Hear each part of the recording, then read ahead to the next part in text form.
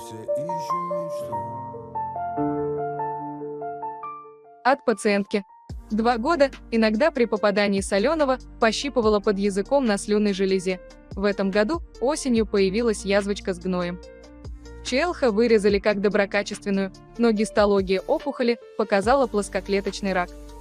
Делала онкоскрининг ротовой полости, все нормально, но КТ с контрастом показала увеличение лимфоузла слева, где вырезали опухоль. Консультативное заключение по представленным КТ-томограммам пациентки 41 года, дата исследования 18 декабря 2024 года. Область исследования – мягкие ткани шеи на серии МСКДА. Получено четкое изображение зоны исследования в аксиальной, корональной, сагитальной плоскости, использованы трехмерные реконструкции. Трактовка результатов сканирования затруднена из-за артефактов от зубных имплантов и поднятых вверх рук. Анатомические пространства шеи хорошо дифференцируются. Заглоточное пространство, окологлоточное пространство, передняя и задняя шейная области не изменены. Носоглотка без патологических изменений. Гортань не изменена, просвет ее не компримирован.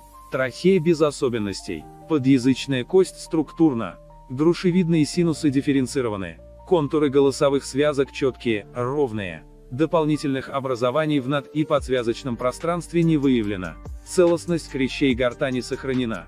Структура и размеры околоушных слюнных желез не изменены.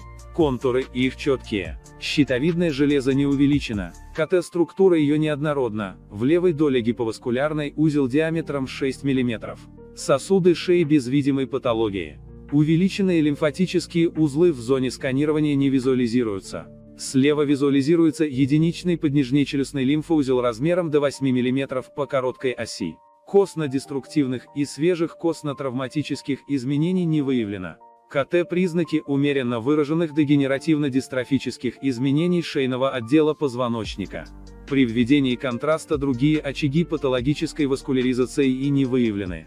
Заключение. КТ-картина гиповаскулярного узла левой доли щитовидной железы, на фоне ее диффузных изменений. Рекомендована консультация эндокринолога, КТ-контроль.